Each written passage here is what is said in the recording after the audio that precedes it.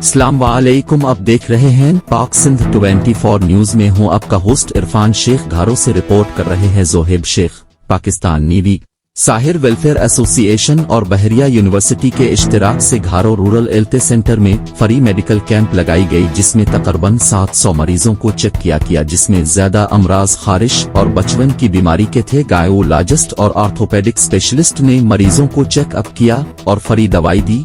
इस medical camp में commander Noman, surgeon lieutenant commander Aamir Zafar, surgeon lieutenant commander Taimur, director general बहरिया and vice admiral Athar Mukhtar, lieutenant general Aamir Jadoon, chief security अब्दा बशारत और दीगर डॉक्टर्स और नेवल स्टाफ के अफसरान बहरिया यूनिवर्सिटी के शागिर्दों ने भी शिरकत की, जिन्होंने आवाम को रिलीफ देने के लिए ऐसे कैंप कायम काम करने पर खुशी जाहिर की।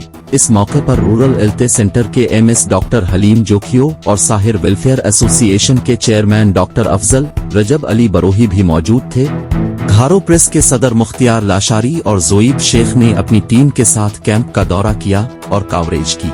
इस मौके पर एमएस रूरल हेल्थ सेंटर घारो डॉक्टर हलीम जोखियो ने मीडिया से बात करते हुए कहा कि पाकिस्तान नेवी ने पहले भी ये इन पर मेडिकल कैंप लगाए हैं। अब भी अवामी भलाई के काम करने और गरीब मरीजों को फायदा पहुंचाने पर हमें खुशी है। हम शुक्रगुजार हैं नेवी के डॉक्टर्स और ऑफिसर्स के, जिन्होंने घारो रूरल हेल्थ सेंटर में फ्री मेडिकल कैंप कायम की और आवाम को फायदा हुआ। हमारा ताउन भी हमेशा रहेगा।